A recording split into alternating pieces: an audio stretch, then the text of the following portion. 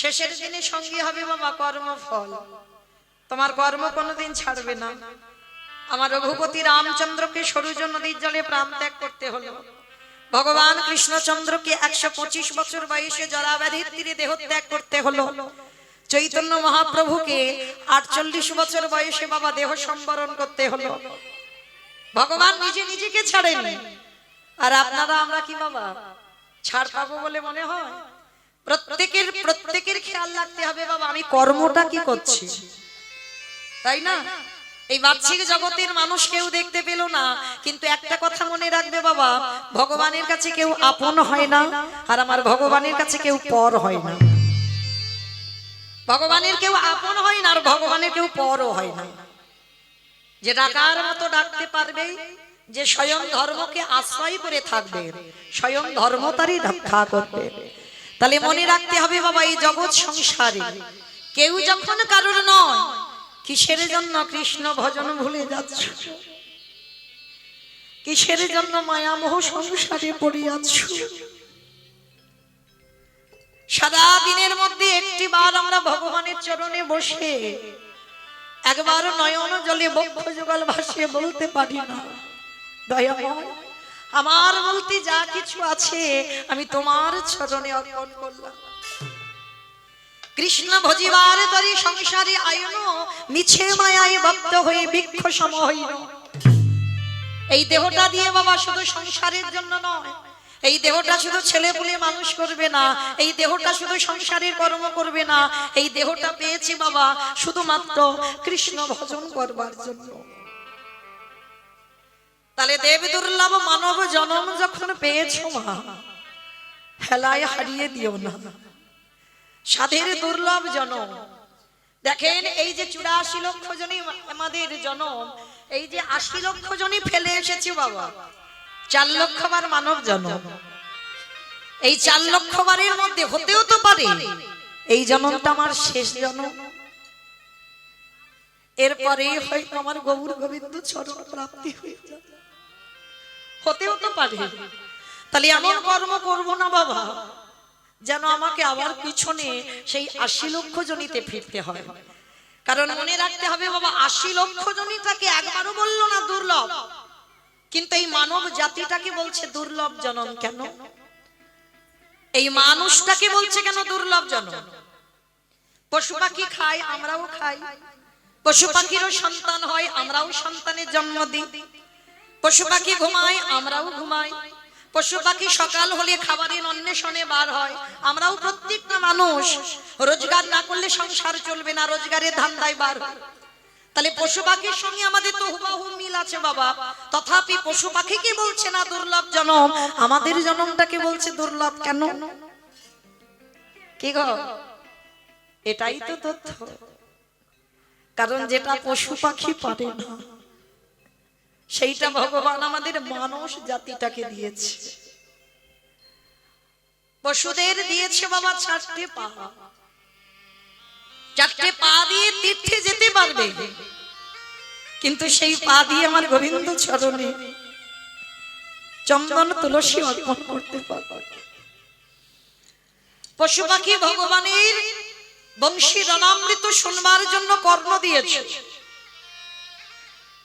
তাকে দেখবার জন্য 2টো নয়নও দিয়েছে, কিন্তু বলবার মতো তাদের ভাষা দেয়।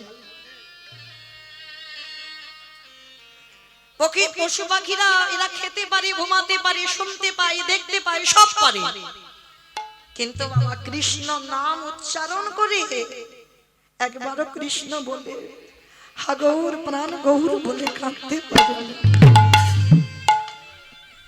তাহলে যার জন্য আমাদের এই মানুষ জাতিটাকে বলছে দুর্লভ জনম, কৃষ্ণ ভজনের জনম।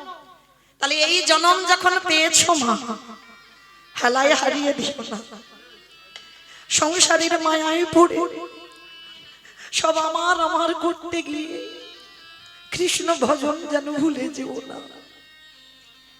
তাই আজকে সবাই যখন একত্রিত হয়েছে আমাদের জানতে হবে কর্মের দিকে আমরা কে কি কর্মটা করছি। শেষের দিনে আমাদের কর্মসাথী হবে, আর একটা বস্তু সঙ্গে যাবে, কি?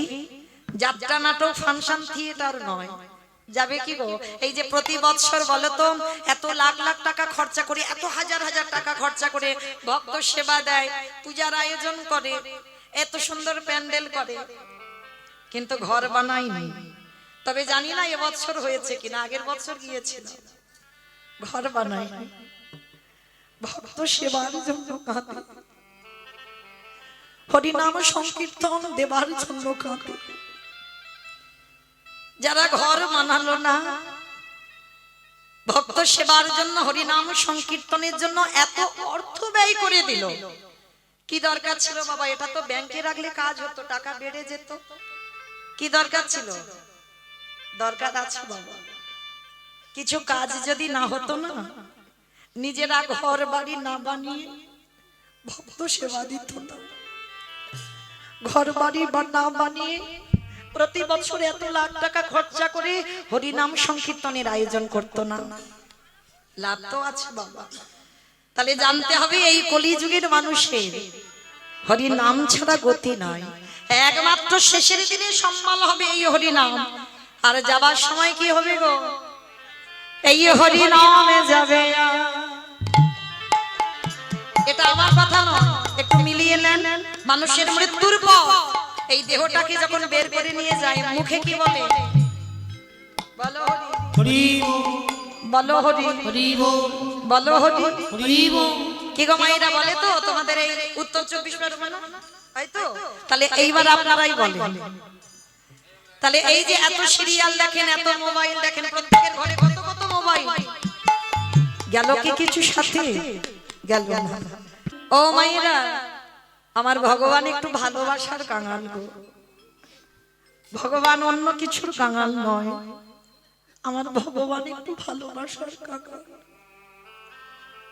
ভক্তের কাছে বলে না আমাকে শ্বেত পাথরের মন্দির গড়ে দে, ভক্তের কাছে বলে না ভালো ভালো রজনীগন্ধার মালা দিয়ে আমায় সাজিয়ে দে, ভক্তের কাছে কোনোদিন বলে না দামি দামি আমার অলংকারে ভূষিত কর, ভক্তের কাছে বলে না আমাকে ভালো ভালো ফল মিষ্টির ডালা দিয়ে খেতে দে। তবে না, চাহিদা নেই বলা ভুল বাবা, আছে। ভগবান চায়, ভগবান ভক্তির কাছে একটাই আশা করে, কি জানো? ভগবানের কিসের লোক? ওরে কলির জ্ঞানন্ধজি, সারাদিন চলে যা, সংসার করবি বলে যখন ধরায় নামলি, সংসার কর, তাতে অসুবিধা নাই। কলিযুগে সংসার ধর্ম বড় ধর্ম। সংসারে থেকে বাবা গোবিন্দ ভজন করতে হবে, সংসার ত্যাগ করে বলেনি। কি গো, বাড়ির বাবা মা পরিবার সবাইকে কাঁদিয়ে যদি বাবা মঠ মন্দিরে গিয়ে বসে বসে কৃষ্ণ ভজন করো, ভগবান সাড়া দেবে বলে মনে হয়? কোনদিন হতে পারে না বাবা। তাহলে মনে রাখতে হবে, কৃষ্ণ ভজন করতে গেলে সংসারে থাকতে হবে, আর সংসারে থেকে সারা দিনের মধ্যে সংসারে কর্ম করতে হবে বাবা। সেই সমস্ত কর্ম সেরে ক্ষণকালের জন্য, ক্ষণ সময়ের জন্য যদি একজন ভক্ত গোবিন্দ চরণ তলে বসে যদি বলতে পারে, হৃদয় সারাদিন আমি কত কর্ম করে গেলাম, সারা দিনের মধ্যে তোমার ডাকতে পারলাম না, তাই সন্ধ্যাবেলায় তোমার চরণে বসলাম, সারাদিনে যতই অপরাধী করলাম নিজ চরণের দাস মনে করে তুমি ক্ষমা করে দিও। শুধু ক্ষমা নয়, যদি একজন ভক্ত নয়ন জলে কাঁদা প্রাণে তার চরণ যুগল ধোবাতে পারে, আমার ভগবান কি থাকিতে পারে? যে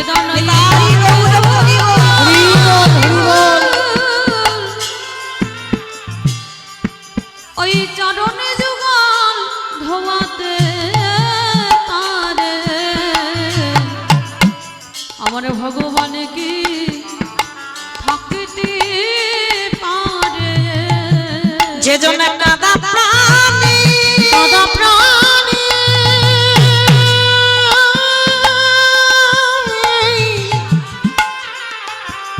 যে জনে কানা প্রাণে একেবারে ডাকিতে পাহাড়ে আমার ভগবানকে থাকিতে পারে। আস্তে। ভগবান সবকিছু সইতে পারে মা, ভক্তের দুটো বস্তু নয়, এক হলো ভক্তের চোখের জল। ভক্ত যদি কাঁদে, ভগবান বলছে জগতের ভক্ত সবাই ভগবানকে আঘাত করে তাতে দুঃখ নেই, ভগবানকে কটু ভাষা বলে দুঃখ নেই, কিন্তু ভগবানের অভিমান তখন হয় যদি একজন ভক্তের অঙ্গে আঘাত হয়। ভগবানের অভিমান তখন হয়, কষ্ট তখন হয় যদি ভক্ত কষ্ট পায়। কারণ ভগবানের একটা নাম হচ্ছে ভক্তাধীন, ভক্তের অধীন। ভক্ত চরণের দাস আমার ভগবান নিজে মুখে বলছে, আমা হতে নাম বড়, নাম হতে আমার ভক্ত বড়, ভক্ত হতে ভক্তের পদ ধুলায় আরো বড়, ভক্ত আমার মাতা পিতা, ভক্ত আমার গুরু, ভক্ত আমার গুরু, ভক্ত আমার রেখেছে না বাঞ্ছা কল্প তরু। বাঞ্ছা কল্প তরু। ভক্ত যেদিন সেবা দেয় সেদিন প্রসাদ পায়, সেই দিনে প্রসাদ পাই। ভক্ত না সেবা দিলে আমি উপবাসে যাই। আমি উপবাসে যাই। আমি ভক্ত বড় ভালোবাসি, শুধু এজনে তাই হরি বল হরি বল। জন্মে জন্মে ভক্ত বড় ভালোবাসি। শুধু এ জন্মে নয় প্রতি জন্মে জন্মে আমি যে ভক্ত বড় ভালোবাসি। আস্তে। তাহলে চলেন আমরা সেই গুরুচরণ আশ্রয় করে সবাই আজকে সন্ধ্যাবেলায় যাব বাবা শ্রীধাম নদিয়া নবদ্বীপ ধাম। আর সেই শ্রীধাম নদিয়া নবদ্বীপ ধামে গিয়ে দেখবো ব্রজেন্দ্র নন্দন কৃষ্ণ কলিকালে হয়েছে শ্রীকৃষ্ণ চৈতন্য মহাপ্রভু। তো আমার চৈতন্য মহাপ্রভু বাবা 24 বছরের একটা ছেলে, ভালো করে একটু অনুভব করবেন মা, 24 বছরের একটা ছেলে 60 বছরের মায়ের পা ধরে বলল তোরা কৃষ্ণ বল, এটা মেনে নেওয়া যায়। 24 বছরের ছেলে 80 বছরের বাবার পায়ে ধরে বলল তোরা কৃষ্ণ বল, এটাও মেনে নেওয়া যায়।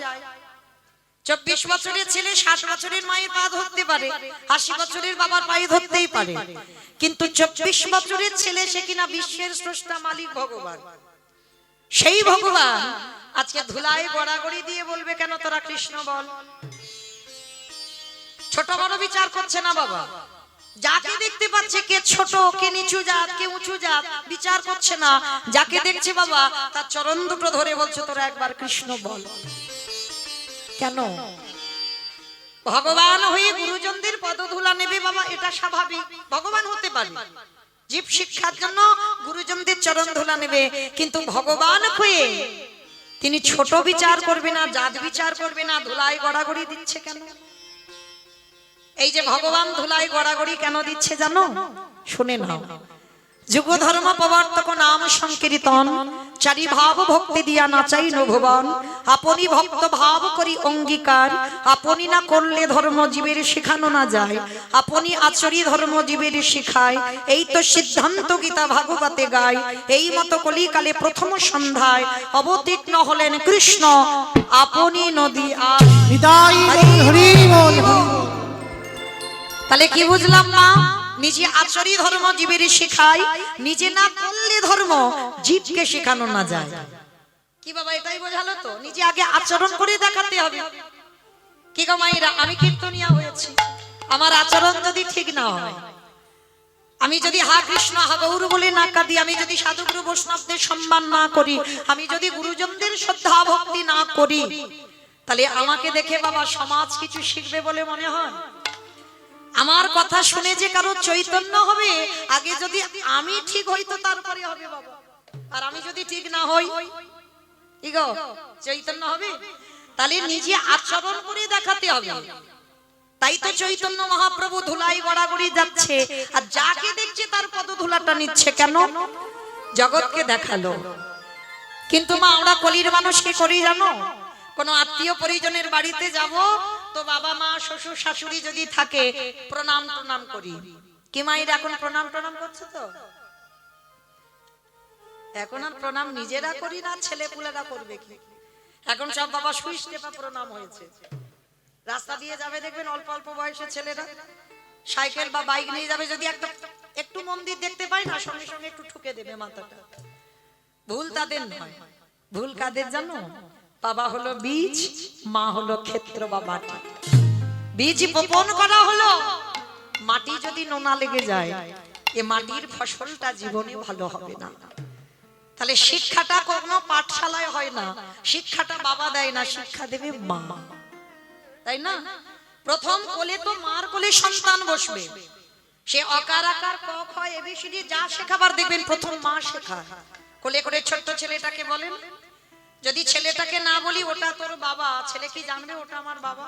জানবে না তো। যদি অন্য কাউকে দেখাই তো ছেলে ছোটবেলা থেকে মেনে নেবে ওটাই আমার বাবা। তাহলে শিক্ষাটা প্রথম কে দেবে? মা।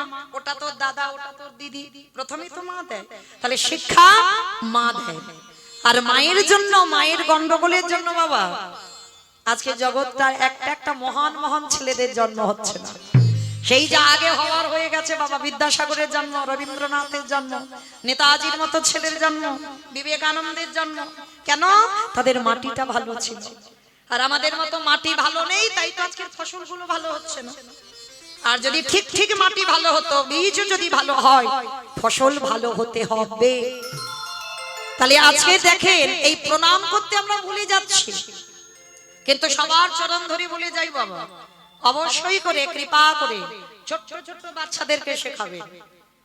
বিছানা থেকে নামার পর সবার আগে এই ধরিত্রী মাকে একবার প্রণাম কর।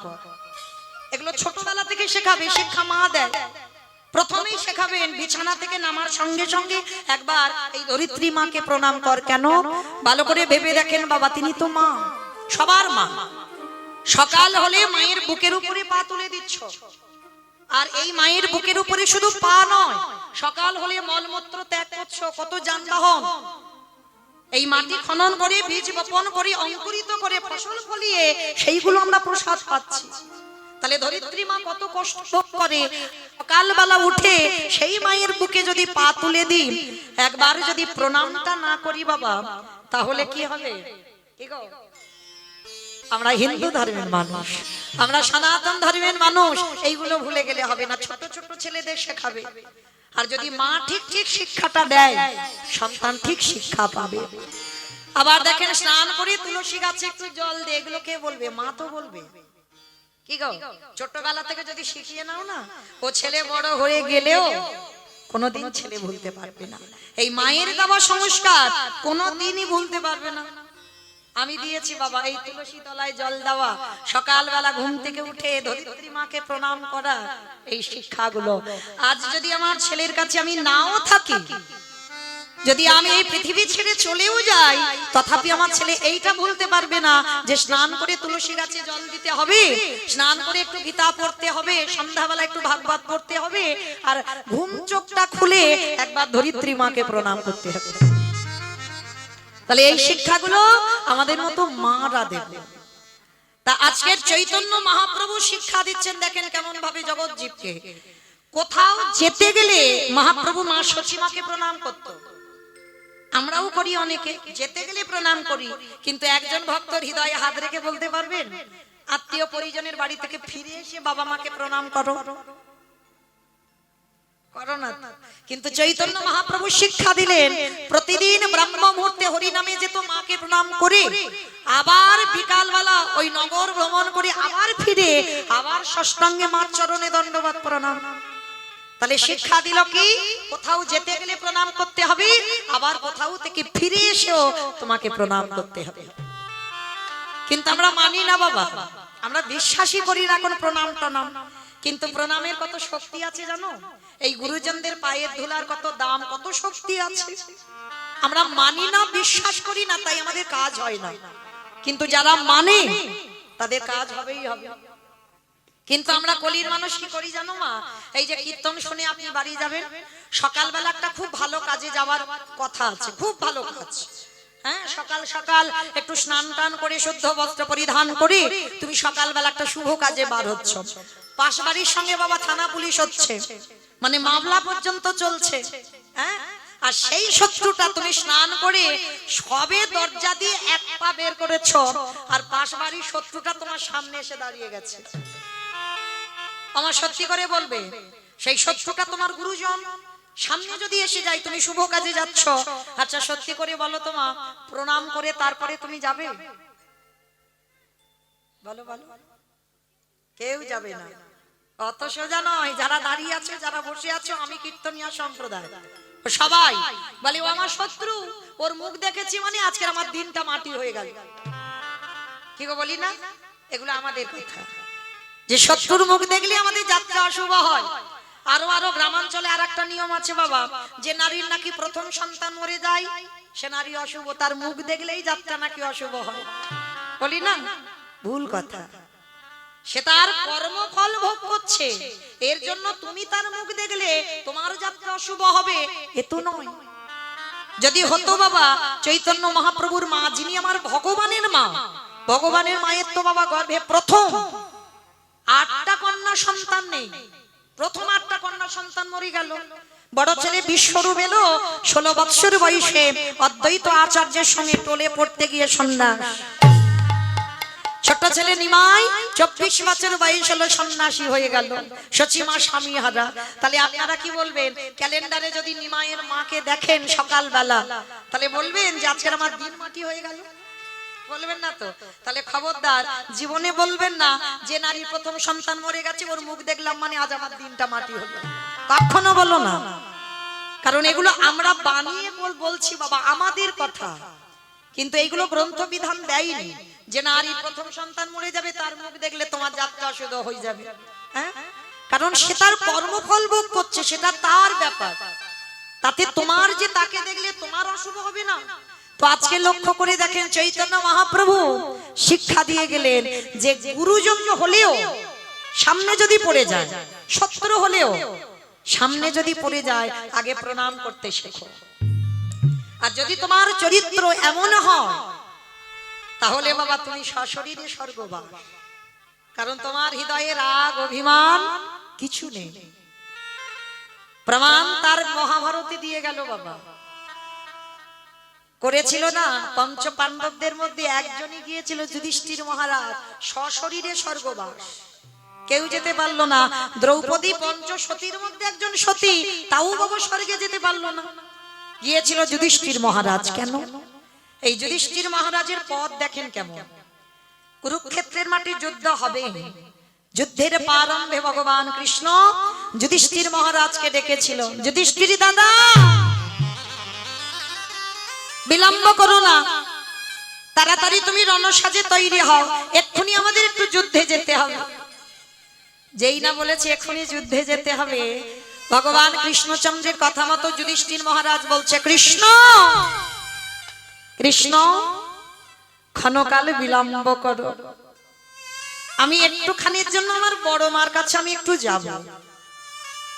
আচ্ছা মায়েরা, এখানে যারা কীর্তন টীর্তন একটু শোনেন, যারা শাস্ত্র জ্ঞানী, বলেন তো যুধিষ্ঠির বড় মাটাকে?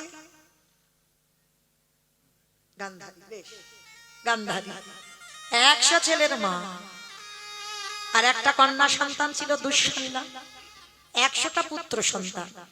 তাহলে সেই গান্ধারী মা যুধিষ্ঠির বড় মা, সেই বড় মার কাছে যাবে। তা ভগবান কৃষ্ণ প্রশ্ন করছে, সে কি তুমি যুদ্ধে যাবে সকালবেলা, তা হঠাৎ তুমি বড় মার কাছে কেন যেতে চাইছো? কৃষ্ণ, বড় মার কাছে আমি এই জন্য যাব, কারণ সকাল হলে তো আমাকে রওনা দিতে হবে যুদ্ধে, আমার মনে বড় ভয়, আমি যদি আর কোনোদিন ফিরে না আসি। তাই বলছিলাম একটি বার আমি আমার বড় মার পদধূলাটা নিতে চাই। অসম্ভব, অসম্ভব। এটা তুমি কি বলছো দাদা? যে বড় মা সারা জীবন তোমার অমঙ্গল চেয়েছে, যে বড় মা ঠাকুরের কাছে মানত করে কবে যুধিষ্ঠির মৃত্যু হবে, যে বড় মা ঠাকুরের কাছে মাথা ঠুকে বলে কবে পঞ্চ পাণ্ডব নিধন হবে, আর তুমি কিনা যুদ্ধে যাওয়ার আগে সেই বড় মাকে প্রণাম। যুধিষ্ঠির মহারাজ হেসে বলল, কৃষ্ণ এইটা যদি অন্য কেউ বলতো আমি মেনে নিতাম, কিন্তু তোর মুখে সাজে না ভাই। কেন জানিস? সে যে আমার বড় মা, আমার মায়ের থেকেও বড়। এই পৃথিবীতে যে বড় মা হয়, যে আমার মায়ের থেকে বড় হয়, তাকে যদি প্রণাম না করি, কৃষ্ণ আমি কোনোদিন যুদ্ধে গিয়ে জয়ী হতে পারবো না। ভগবান হেসে বলছে, তা বলে সে তো তোমার শত্রু, তাতে কি হয়েছে? আমার বড় মার কাছে আমি শত্রু, কিন্তু আমি তো আমার বড় মার শত্রু নই। ভগবান আমার একটু মৃদু হেসে বলছে, ঠিক আছে ঠিক আছে, তুমি যাও, তবে দেরি করবে না, কেমন? প্রণাম করে তুমি চলে আসবে। ঠিক আছে কৃষ্ণ, আমি যাব আর আসবো। যুধিষ্ঠির মহারাজ যুদ্ধে যাওয়ার আগের দিন যাচ্ছে বাবা, বড় মাকে প্রণাম করবে। আর গান্ধারী তখন কি করছে জানো? এই জায়গাটা মা খুব মন দিয়ে শুনবে। 100 সন্তান তো কৃষ্ণের প্রতি ছবিটা নিয়েছে, ছবিটা নিয়ে কাঁদে আর বলে, কৃষ্ণ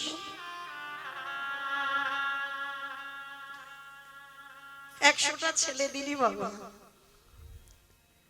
শুনেছি সন্তানের জন্ম নিয়ে কোনোদিন খারাপ হয় না, তার জ্ঞান বুদ্ধি কিছু হয় না। কৃষ্ণ পারলি না বাবা, 100টা ছেলের মধ্যে আমার একটা ছেলেকে একটু ধার্মিক করে দিতে। আমার একটা ছেলেকে একটু কৃষ্ণ ভক্ত করতে পারলি না, 99টা ছেলে খারাপ করতে পারতিস। হরে কৃষ্ণ রে,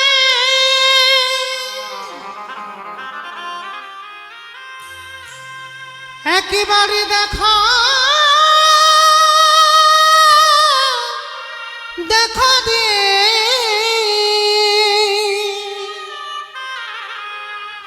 ওরে তুই নাকি ভক্তের ভগবান। সত্যি যদি তুই ভগবান হবি, 99টা ছেলেকে অধার্মিক করে দিতে পারতিস, একটা ছেলেকে কি একটু ভালো করতে পারলি না? গান্ধারী মা কাঁদছে, আর ঠিক সেই সময় যুধিষ্ঠির এসে দরজা ধাক্কা দিয়ে ডাকছে, বড় মা, বড় মা, বড় মা। কে? দরজা খুলে দেখে না যুধিষ্ঠির দাঁড়িয়ে আছে। কি চাস? সকাল সকাল শত্রুর মুখ দেখেছে, কি চাস? বড় মা, জীবনে আমি তো তোমার কাছে কিছু চাইনি, আজ একটা জিনিস চাইবো, তুমি দেবে বড় মা। গান্ধারী বললেন, বল কি চাস? যদি আমার কাছে থাকে আমি দেব। আছে বড় মা, আছে বলেই তো তোমার কাছে এসেছি। বেশ বল।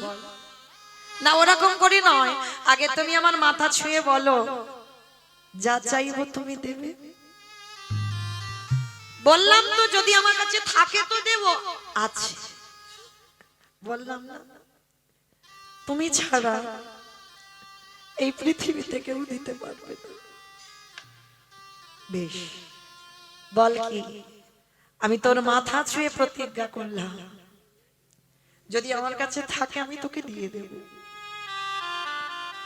বড় মা মনে রেখো, তুমি জানো কথার খিলাফ করো না, কথা দিয়েছো। বেশ, আঁচলটা পেতে যুধিষ্ঠির কোমরে যে ধটিটা ছিল পেতে দিয়ে বলছি, ওগো বড় মা,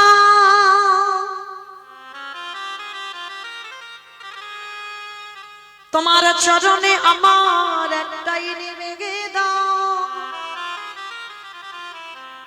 তুমি একেবারে আমার মাথায় হাত দিয়ে আশীর্বাদ করে দাও, যেন কাল প্রথম দিনে যুদ্ধে গিয়ে তোমার যুধিষ্ঠি মৃত্যু হয়ে যায়। ওরে খোকা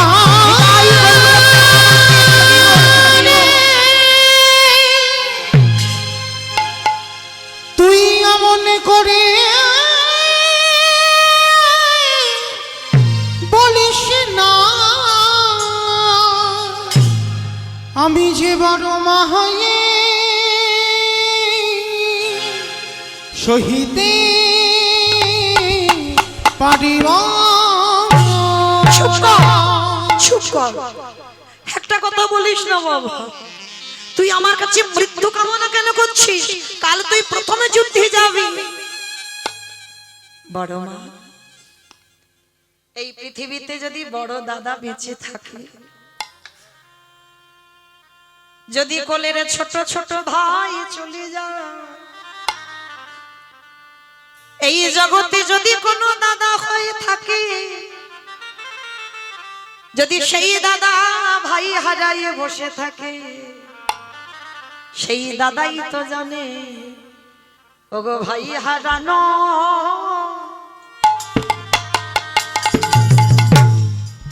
কত বেদনা। যে জন হারাইছি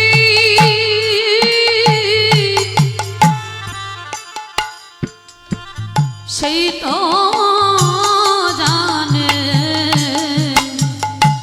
ছোট ভাই হারানো কি বেদনা। বড় মা, তুমি বুঝবে না, ওই যুদ্ধ ক্ষেত্রে দাঁড়িয়ে আমরা 5 ভাই, ওরা আমার 100 ভাই। আমি বড় হয়ে আমি যদি বেঁচে থাকি, ওরা যদি চলে যায়, এর থেকে দুঃখ আর কিছু হয় না বড় মা। তাই আমি তোমার কাছে এসেছি, তুমি আমায় ভিক্ষা দাও, আমাকে যেন কালকে যুদ্ধে আমার প্রাণ যেন চলে যায়। যে গান্ধারী সব থেকে বড় শত্রু, সেই গান্ধারী যুধিষ্ঠিরকে বুকে ধরে বলল, খোকা রে, জীবনে এই বড় মা তোর ভালো চাই রে, এই জীবনে প্রথমবারে তোরে করিলাম আশীর্বাদ, ওরে যথা ধরে মা তথা জয় হো। ওরে অধরে হোক ক্ষয় রে, যথা ধর্ম তথা জয় হো। যথা ধর্ম তথা জয়, অধর্মের হবে ক্ষয়। পিছনে দুর্যোধন বলে উঠল, মা তুমি করলে কি? ওটা তোমার তোমার ছেলে নয়, ও তোমার শত্রু।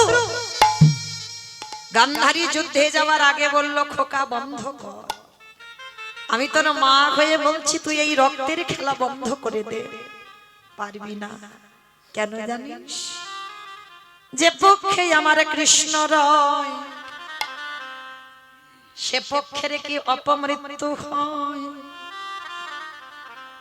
কারণ আমি নিজে চোখে দর্শন করলাম, আমার কৃষ্ণ রয়েছে পাণ্ডবদের সনে, তাই হাজার চেষ্টা করলেও পারবি না বাবা ওদেরকেই নিধন করতে। তাই আমি মা হয়ে তোর আদেশ দিলাম, বন্ধ করে দে যুদ্ধ। কিন্তু বাবা, যারা অহংকারী ছেলে হয়, যারা অহংকার মঞ্চে বসে থাকে, তাদের বাবা কারোর কথা কানে যায় না। তারা নিজেকে মনে করে আমি যেটা করছি ঠিক, আমি যেটা বলছি সেটা ঠিক। শুনলো না গান্ধারীর কথা। আজকের গান্ধারী বলল, খোকা রে, এই জগতে যে জন ধর্মকে আঁকড়ে ধরে, স্বজন ধর্ম তারে রক্ষা করে। যে জন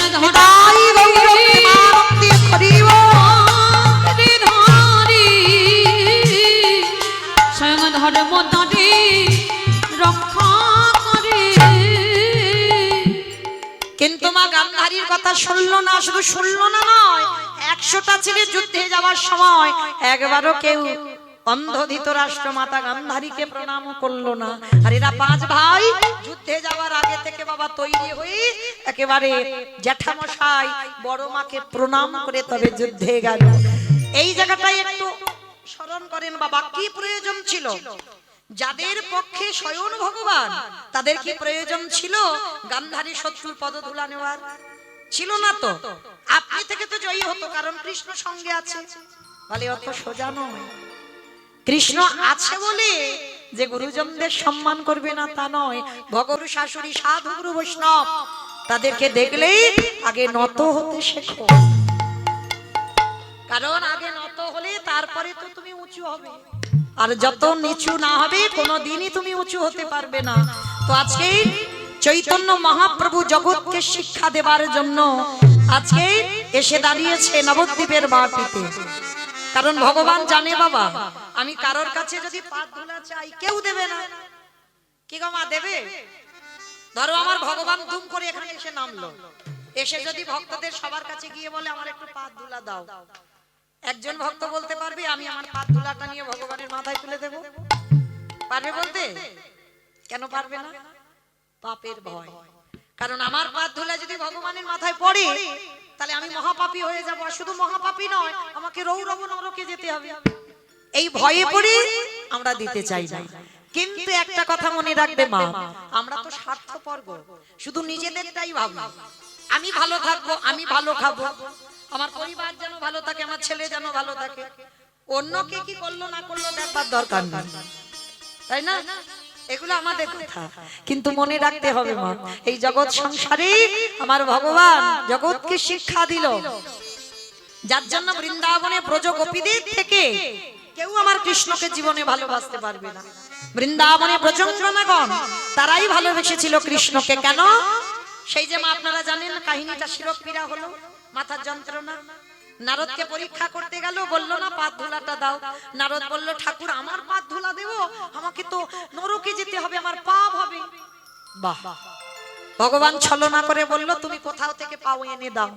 শেষে বৃন্দাবনে গিয়ে দাঁড়ালো, আর ব্রজঙ্গনাগণ সবাই কলসি কাঁকে নিয়ে জল আনতে এলো। নারদকে দেখে বলল নারদ আমার প্রভু কেমন আছে? নারদ হেসে বলল ভালো নেই, সারা বিশ্ব ব্রহ্মাণ্ড ঘুরে বেড়াচ্ছে, একটা বস্তু পাচ্ছি না। বলে কি? যেটা দিলে আমার কৃষ্ণের মাথার যন্ত্রণা ভালো হবে। বলে সেটা কি? বলে ভক্তেই পদধূলা। ব্রজগোপীগণ সঙ্গে সঙ্গে কলসিগুলো রেখে বলল এখনো দেরি করছো? একেবারে দেরি নয়, দাও কিসে নিয়ে যাবে। 8 জন সখী দিয়ে দিল পদধূলা।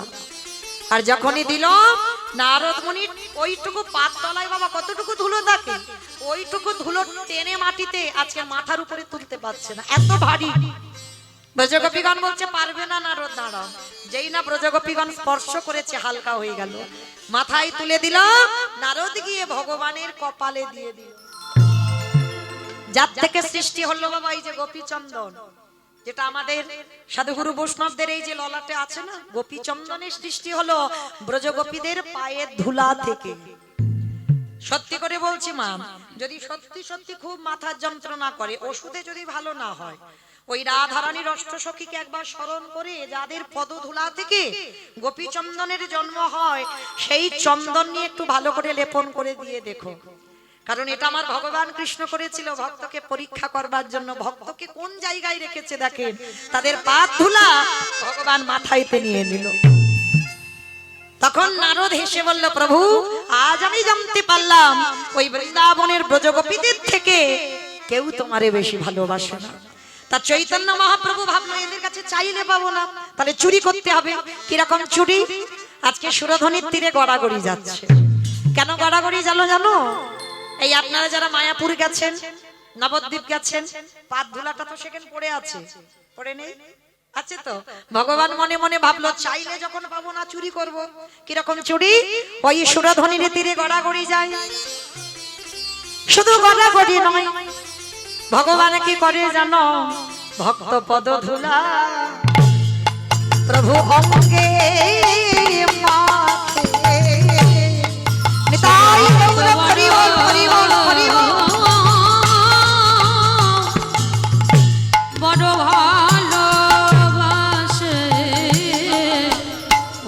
পদধূলা অঙ্গে মাখে। আস্তে তাহলে আজকের সেই ভক্তির পায়ের ধুলাগুলো গায়ে মারছে। কেহ বলে পুরাবেতি রাবণ বধিলা, কেহ বলে পুরাবেতি। আস্তে অমাইরা, এগুলো আমার কোনো বাঁধানো গান নয়, এগুলো আমি নিজে নিজে কোনো বানিয়ে গান গাইছি না। মহাজনী পদাবলী, বৈষ্ণব পদাবলী। আর বৈষ্ণব পদাবলী শ্রবণ করলেই বাবা এখানেই ভজন হয়ে যায়। যদি বাবা তুমি প্রকৃত বৈষ্ণবদের বৈষ্ণব পদাবলী শুনতে পারো, এটাও ভজন। সন্ধ্যাবেলায় যে তুমি ভগবানের চরণে বসে ভগবানের নাম করতে পারোনি, যদি একটু বৈষ্ণবদের পদাবলী শ্রবণ করো, এটাও ভজন হয়ে যায়। কেমন? তাহলে ভগবানের ভজন শুনতে গেলে, ভগবানের পদ শুনতে গেলে কি মাইরা একটু উলুধ্বনি হবে না? দাও দেখি একবার। কেহ বলে পুরাবেতি রাবণ বধিলা, কেহ বলে পুরাবেতি আমার গোড়ারি, গোড়া গোড়া গোড়ারি।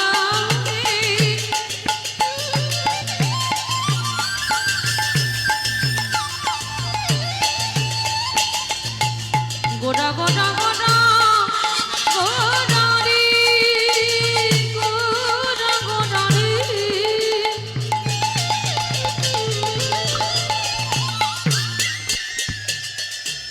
ওই নদী নিতাই গৌর আনন্দে হরি গোড়া গোড়া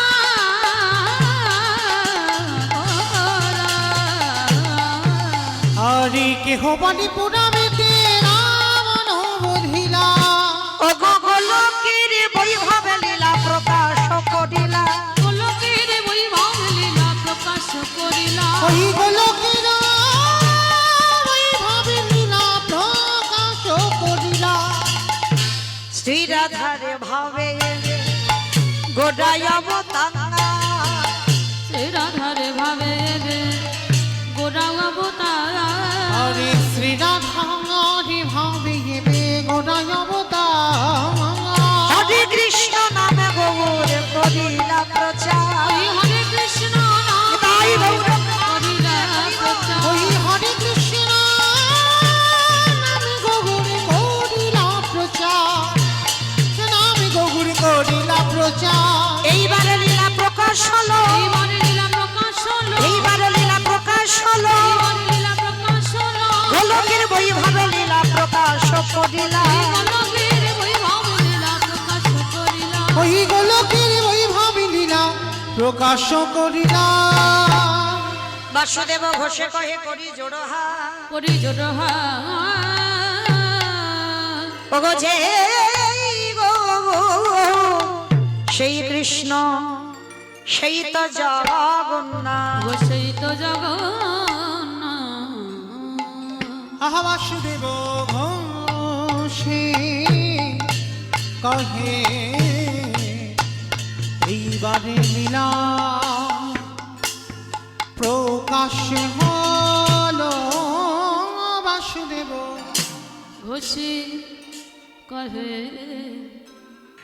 রাধে চলুন এবার আমরা সবাই যাব বৃন্দাবন।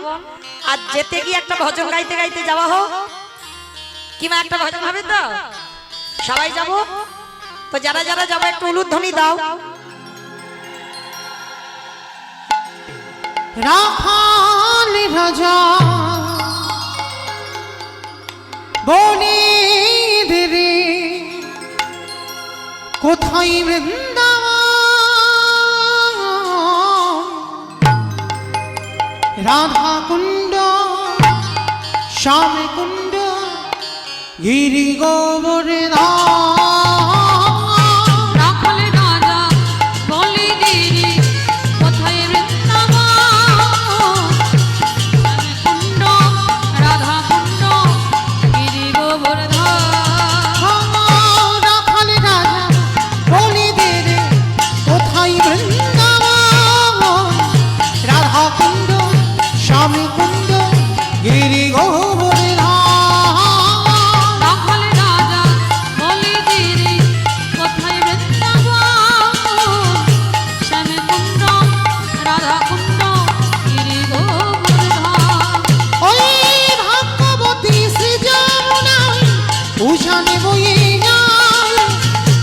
নিশিঘাট এবং শিবাট আছে সারা